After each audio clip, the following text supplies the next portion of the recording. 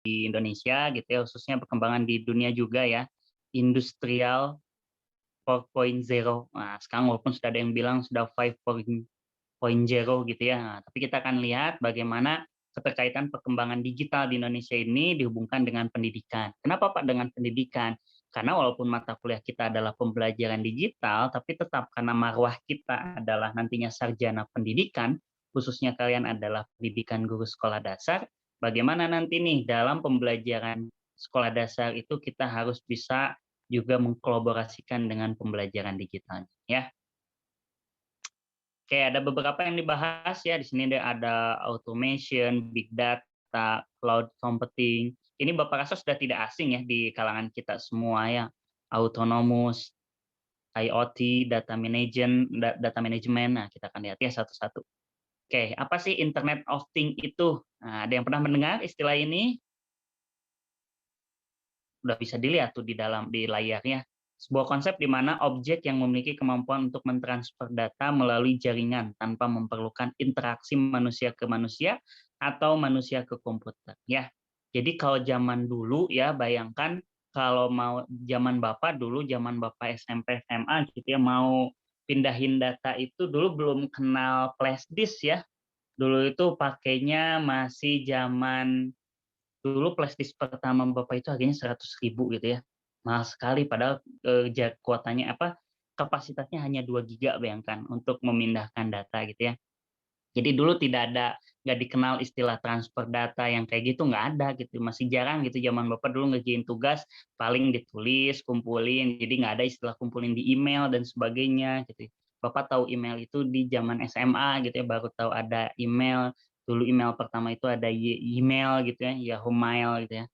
Terus juga dulu belum ada Facebook, belum dulu, adanya Friendster gitu ya, FB gitu ya. Nah, di era sekarang, kayak kita kalau mau mentransfer sebuah data itu ya, bisa pakai jaringan.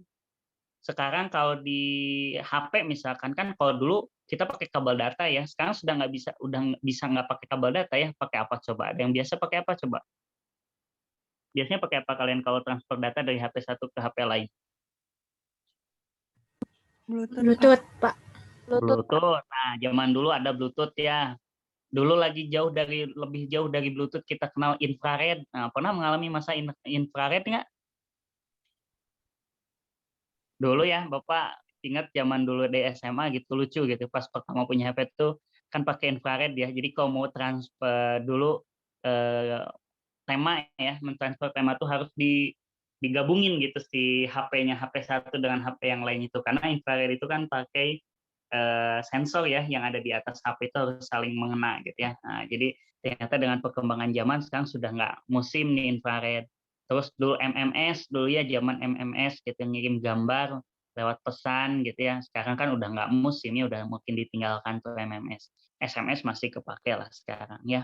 Nah, jadi Internet of Things ini sekarang apa-apa sudah berbau internet ya di semua device, di semua masyarakat, semua pelayanan dan bisnis gitu ya. Semua pasti membutuhkan internet. Ada nggak menurut kalian tempat yang tidak butuh internet? Pernah menemukan ada tempat nih yang kayaknya nggak perlu internet, Pak. Tempat ibadah butuh nggak sih internet? Menurut kalian butuh nggak? Enggak, kayaknya, Pak. Nggak. Nah, ya. Tapi bisa nggak sih dipasang wifi di musola gitu ya? Bisa-bisa aja ya sebetulnya ya, tapi kan, jadi nggak khidmat gitu ya, nanti malah niatnya mau ibadah gitu ke tempat ibadah malah mau jadi, eee, main internet. Tapi intinya adalah semua wilayah atau semua tempat pun sebetulnya bisa terjangkau oleh yang namanya internet ya. Sampai sekarang di era nah nanti kita masuk ke era pendidikannya ya, bahwa pendidikan di Indonesia pun sekarang dengan yang namanya PJJ memaksa pemerintah kapasitas internet harus luas, terus juga jangkauannya juga harus luas, karena semua sekarang berbasis internet ya. Nah, berikutnya ada big data. Nah, ya, big data ini berbicara tentang data yang disebarkan di dunia teknologi ini gitu ya, tren yang mencakup area yang luas dalam dunia bisnis dan teknologi. Big data menunjuk pada teknologi dan inisiatif yang melibatkan data yang begitu beragam, cepat berubah atau berukuran super besar ya. Nah, big data ini kan tersimpan di internet tadi ya. Pernah nggak kamu buka di Google ya, ketika nama kamu, misalkan siapa nih, misalkan Engga, ketik namanya di Google, Engga, klik keluar gitu ya. Kadang kan fotonya kalau pernah kamu memasukkan ke Facebook, pernah memasukkan ke Twitter, pasti keluar ya. Pernah mengalami itu ya? Misalkan Bapak lah, Bapak kalau mengetik nama Bapak Faisal Sadamuron ya, alhamdulillah nama langka nih. Kenapa? Karena begitu Bapak ketikkan di Google, yang keluar itu hanya nama Bapak saja, nggak ada yang lain. Karena alhamdulillah hingga detik ini nama Faisal Sadamuron hanya satu di dunia Bapak saja. Wah, sombong ya. Tapi benar kenyataannya nggak ada gitu ya. Sehingga pas keluar itu foto-foto Bapak gitu ya, terus artikel-artikel Bapak. Nah, itu dari mana diperolehnya? Karena big data tadi sudah tersimpan di internet. Walaupun kita nggak masukinnya ke Google loh, kita masukinnya dulu ke Facebook, masukin jurnalnya ke web jurnal gitu kan.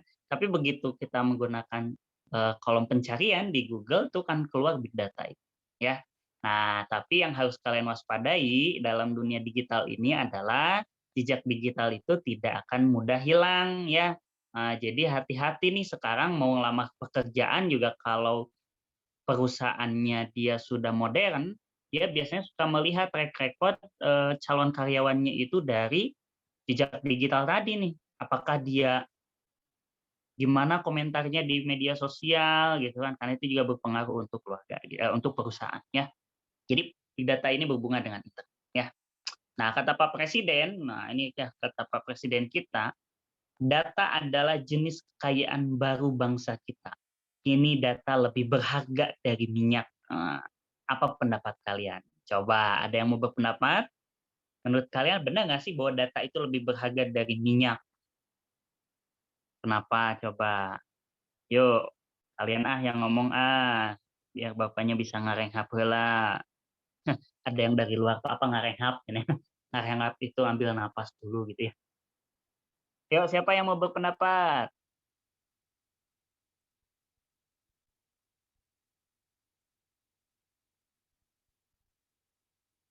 Halo? Izin Bapak, Silahkan, yuk. kenapa data lebih berharga daripada minyak? Karena data sebuah negara, sebuah bangsa itu jika sampai tersebar ke negara lain, apalagi data-data yang penting itu kemungkinan besar disalahgunakan tinggi, Oke. sehingga bisa terjadi seperti penjajahan era modern begitulah Pak ibaratnya. Gitu. Oke. Ya, good, bagus ya. Jadi yang siapa tadi teh? Andy Bapak. Andy ya, betul kata Andy nih bahwa data nih kayak kalian aja, Bapak yakin di HP-nya pasti ada data rahasia ya, yang tidak boleh orang lain tahu. Apa sih itu ya terserah tugas Pak gitu, yang nggak boleh dicontek dan sebagainya. Begitupun di Indonesia gitu ya. Di Indonesia sekarang serba filenya itu kan dalam bentuk data lagi, dalam bentuk data, tidak lagi mengurangi paperless gitu ya, dalam bentuk kertas itu sudah berkurang. Banyaknya kan dalam bentuk data. Nah, data-data ini menjadi penting. Kenapa? Betul kata Andy tadi bahwa ketika khususnya data yang penting ini bocor terhadap negara, ini akan menyebabkan ketegangan antar negara tersebut gitu. Seperti contoh dulu Pak SBY ya pernah kasus penyadapan oleh Australia. Ketika kasus Corby ya, salah seorang warga negara Australia yang akan dihukum mati di Indonesia karena masalah narkoba ya. Australia tidak terima nih warga negaranya dihukum mati di Indonesia. Hingga akhirnya ya ada isu penyadapan dulu ya. Nah, itu kenapa? Artinya data itu ternyata sungguh sangat penting ya. Ya, kita harus menjaga data kita gitu ya. Nah, berikutnya perkembangan teknologi yang terjadi di dunia digital kita saat ini di Indonesia adalah AR ya. Pernah mempelajari ini? Pernah menemukan teknologi ini? Kalau Bapak pernah nih dulu beli buku untuk anak gitu ya, jadi tinggal download aplikasi di HP, terus diarahkan si kameranya itu ke buku, nanti keluar binatangnya itu lucu gitu ya, gerak-gerak dan sebagainya. Itu kan teknologi-teknologi yang dulu itu tidak pernah terbayangkan. Atau pernah juga teknologi ini digunakan dan booming sekali di Indonesia itu dulu zamannya Pokemon Go. Nah, ada yang pernah main Pokemon Go di sini? Dulu Pokemon Go kan rame ya, kita bawa HP jalan gitu, bagus sebetulnya olahraga, tapi kalau kita yang nggak fokus jadi bahaya. Kita cari nih, di mana, di jalanan, di-scan gitu, tahu-tahu ada Pokemon, ditangkap gitu ya, kan itu ramai sekali ya. Nah, ternyata itu adalah perkembangan digital di negara kita ya. Nah, jadi merambah ke negara kita. Teknologi yang menggabungkan benda maya 2 dimensi dan ataupun 3 dimensi ke dalam sebuah lingkungan nyata ya. Nah, kalian bisa coba nih kalau punya buku-buku yang bersifat AR ini, lalu download aplikasinya nanti bisa. Tapi yang paling contoh simple adalah di games di Play Store itu adalah Pokemon Go ya. Nah, berikutnya cyber security ya, yaitu upaya untuk melindungi informasi dari adanya cyber attack, yaitu serangan malware, virus dan sebagainya ya, dengan maksud apa? Mencuri data ya. Sekarang lagi rame ini.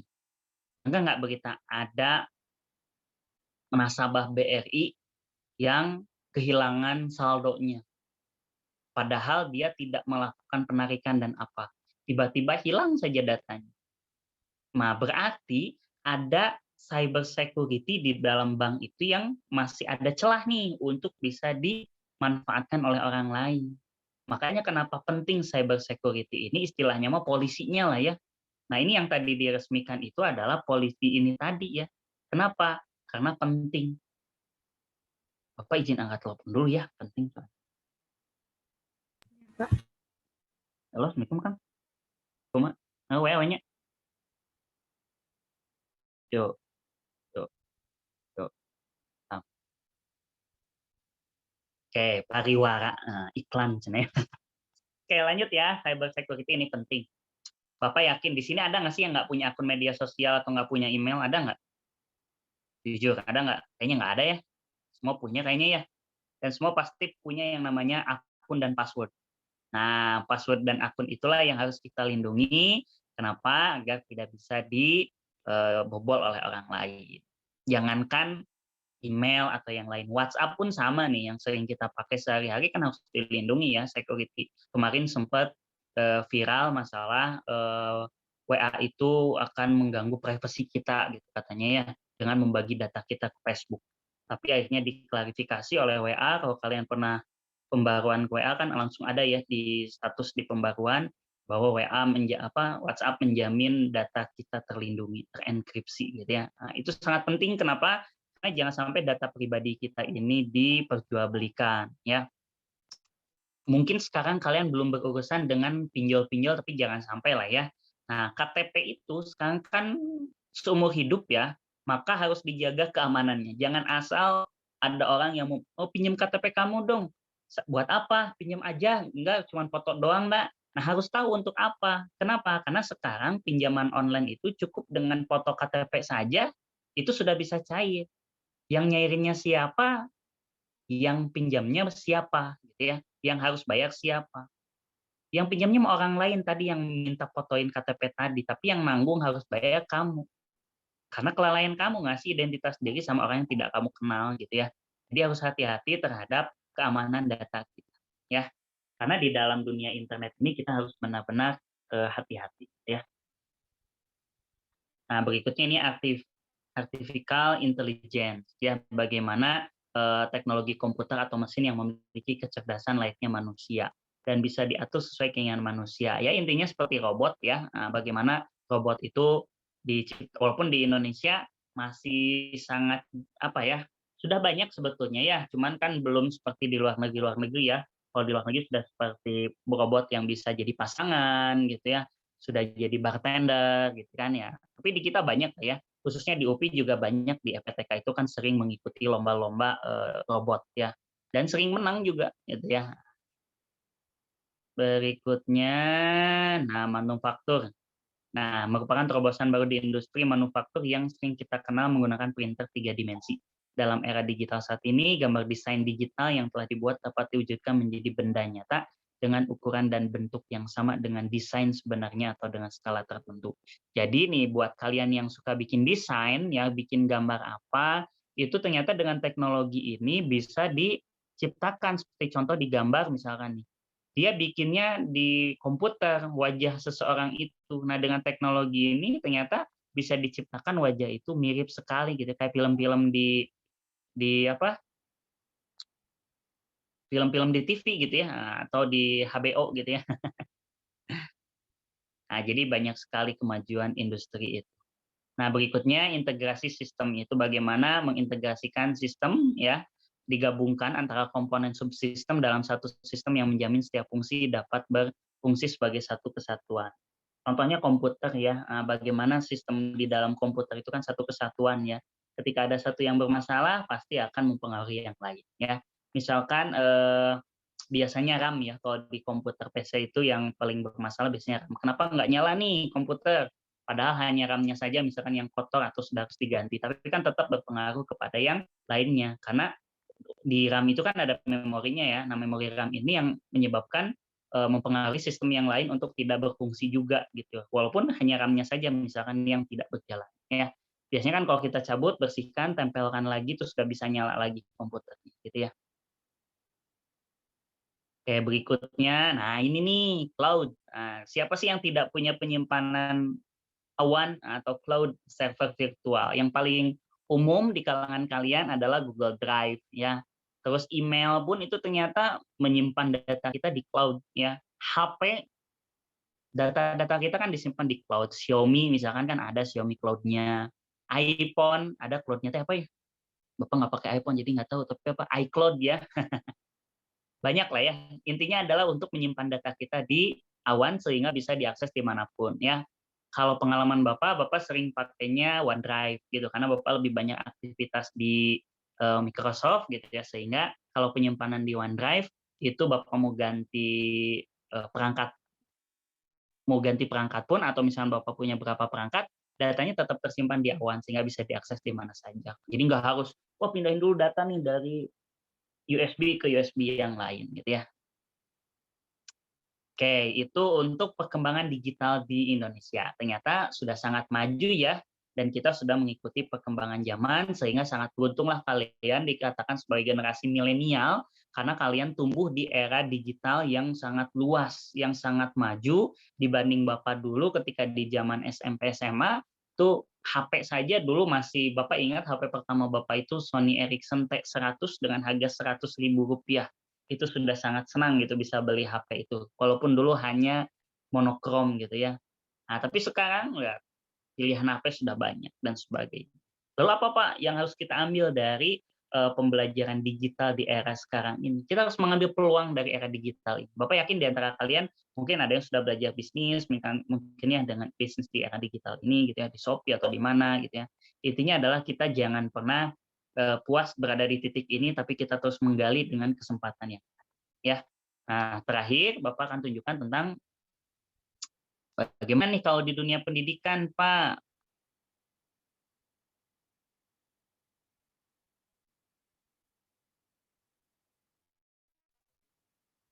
Oke. Nah, lihat. Sekarang di dunia pendidikan, pernah ada yang ikut bimbel online? Di apa sekarang yang lagi rame teh? Ruang guru, Pak. Ruang guru. Nah, ada nggak yang pernah ikut belajar di ruang guru? Coba berbagi cerita yuk. Pernah, Pak, pernah. Pernah, yuk. Pak.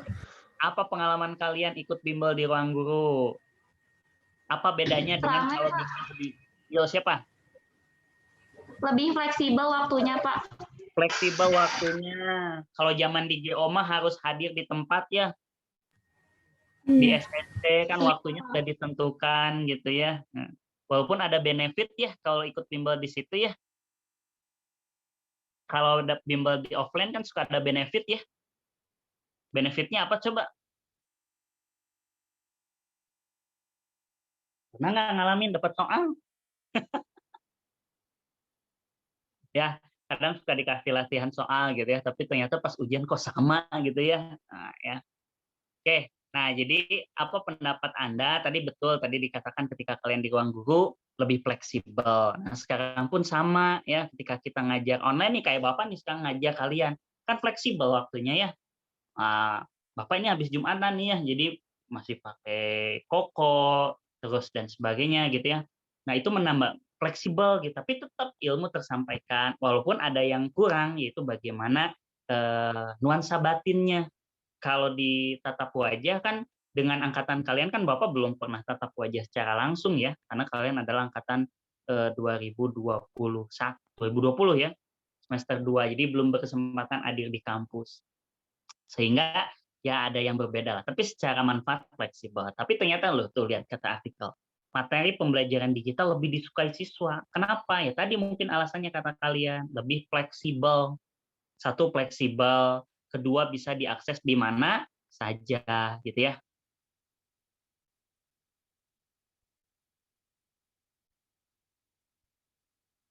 Oke, selanjutnya, nah berkaitan dengan bagaimana di dunia pendidikan. Nah, iptek di dalam dunia pendidikan sekarang menjadi sebuah keharusan. Di era pandemi seperti ini, ternyata teknologi sangat mempengaruhi pendidikan. Ya, sekarang ada info kabarnya kalian akan masuk Juli misalkan ya, SMA ya, kalau SMA katanya ada kabar Juli, nggak tahu nih perguruan tinggi apakah akan sama atau tidak ya. Mudah-mudahan secepatnya lah ya, ketika vaksinnya sudah disebar, vaksinnya sudah ada gitu ya, kita bisa kembali beraktivitas seperti normal, walaupun pasti akan ada yang berbeda dengan sebelumnya ya. Tapi intinya adalah iptek dalam dunia pendidikan adalah sebuah keharusan. Maka kalian pun sama, nggak boleh ulun istilah Sunda namanya. Ulun teh apa Pak? Nggak mau menerima perkembangan zaman. Jadi artinya udah gitu, saya mah nyaman bikin medianya pakai karton. Saya mah nyaman bikin medianya pakai kertas lipat. Ya, nah, tapi kalau dengan Bapak ya, misalkan di pembelajaran PKN tuh bikin media pembelajaran itu Bapak bagi dua. Ada yang konvensional, ada yang digital. Kenapa? Karena kita tidak pernah tahu nanti kalian itu akan dapat tugas di mana jadi PNS-nya, amin gitu ya. Siapa tuh dapat tugas PNS di tempat pelosok yang nggak ada akses internet, maka harus siap dengan konvensional. Kalian ditempatkan di tempat yang bagus koneksi internetnya, harus siap dengan yang berbasis digital. Tapi bukan berarti yang pelosok tidak bisa dengan digital. Ya, artinya jadikanlah ini sebagai pembelajaran. Ya, naon cenah ieu artina? Coba ada yang bisa mengartikan nggak? Terakhir nih. Jadi apa sih pembelajaran digital teh cenah? Ayo, artikan tuh bahasa Inggris. Siapa yang bahasa Inggrisnya bagus?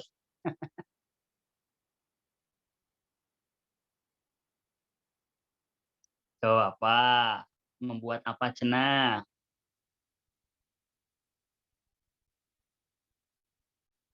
Halo?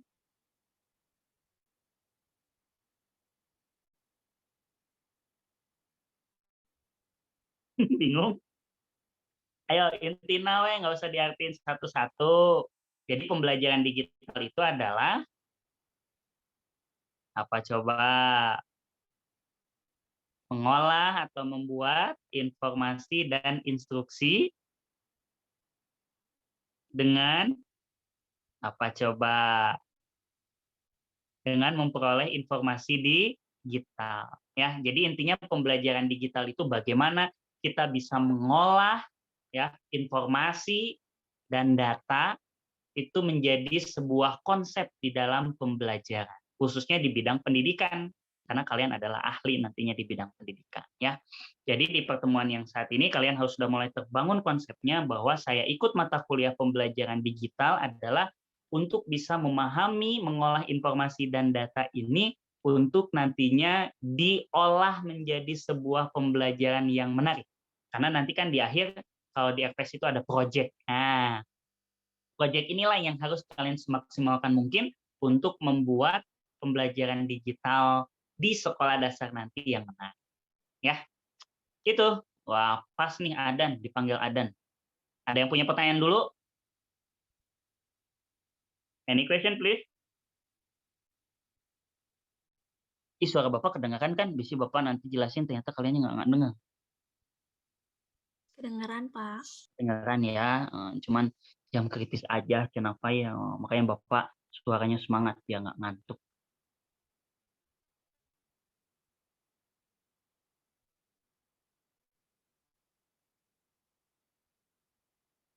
Yuk, ada pertanyaan? Bapak sambil kerja juga nih.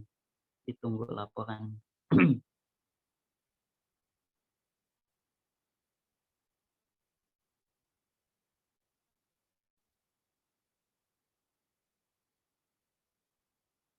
Silakan, ada pertanyaan dulu kah? Atau Belum sudah ada, Pak. ada jelas ya? Nah, kalau jelas, Bapak minta perwakilan satu orang untuk menyimpulkan apa yang kalian peroleh pada perkuliahan hari ini. Yuk, sebelum kita tutup. Siapa ya yang mau ya? 2 orang berarti ya, satu dari C, satu dari D. Karena kan ini 2 kelas. Yuk, siapa dari C? Siapa dari D?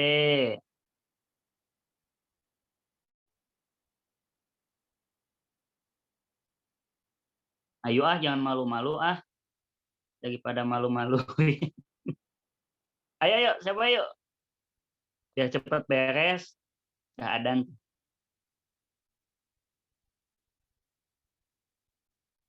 Kamu.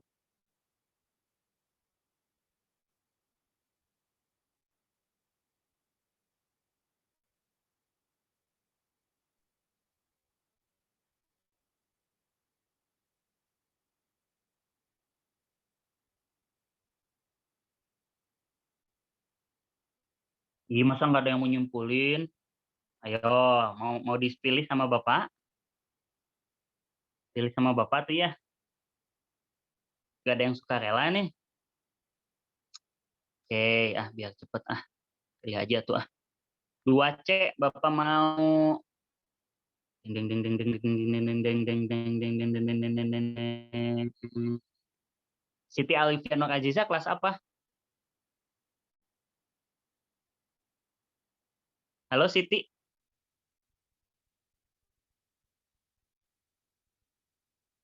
Siti.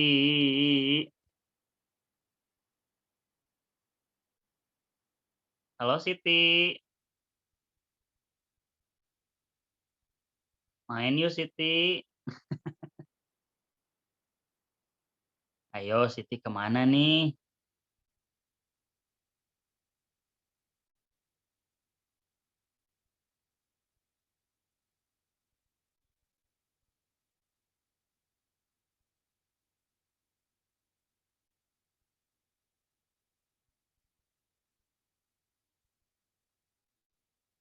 Halo Siti, bisa dengar suara Bapak? Siti Alifia Nur Azizah.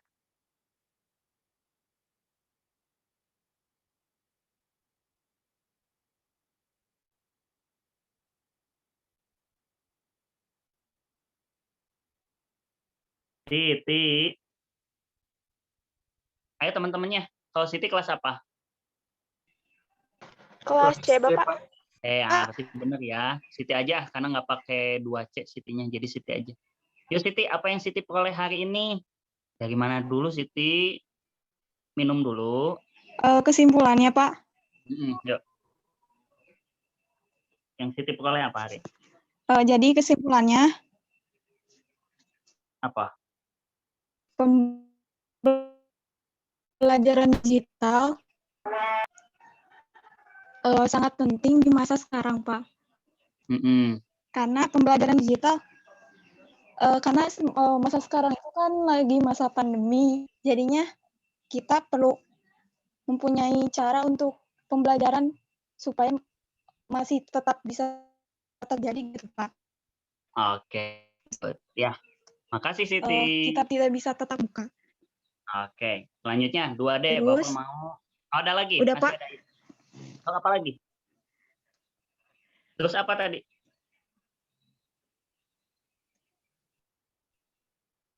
Ada lagi? Siti? Cukup Siti? Sinyalnya putus-putus Siti ya. Yaudah lanjut aja ya 2D. 2D Bapak mau. Maaf, Pak, di sini sinyal susah. Ya, Jadi nggak putus-putus. nggak apa-apa. Anissa Fitri kelas apa Anissa?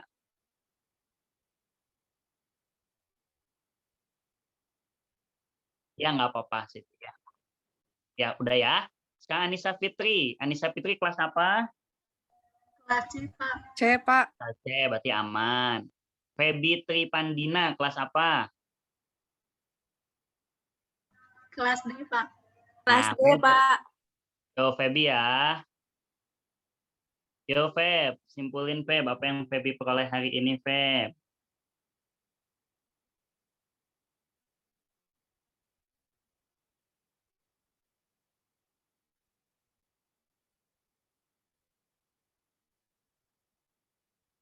Feby.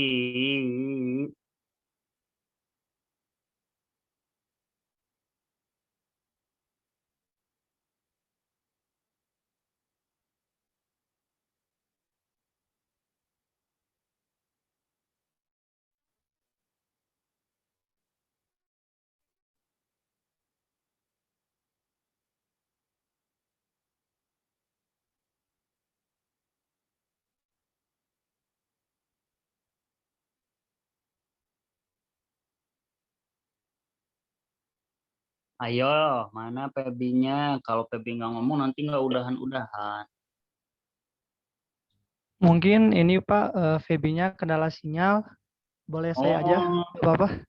boleh, Sama saya aja diwakilkan. boleh ada. Ini tuh yang tadi Bapak bicarakan tuh tentang industrial 4.0 ya Pak ya. Nah, di sini tuh ada IoT, yaitu Internet of Things. Nah, Internet of Things itu fungsinya untuk mentransfer data. Contohnya kayak file lewat Bluetooth ataupun lewat cloud dan lain-lain. Nah, selanjutnya tuh ada big data. Nah, big data ini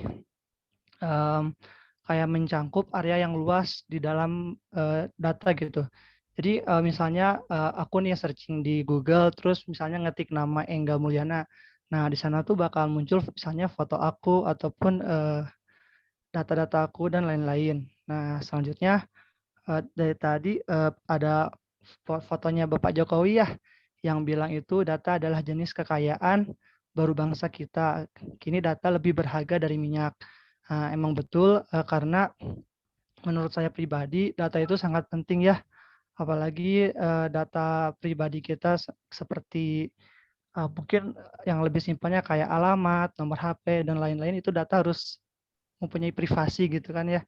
Apalagi data-data negara. Nah, selanjutnya ada argumen reality.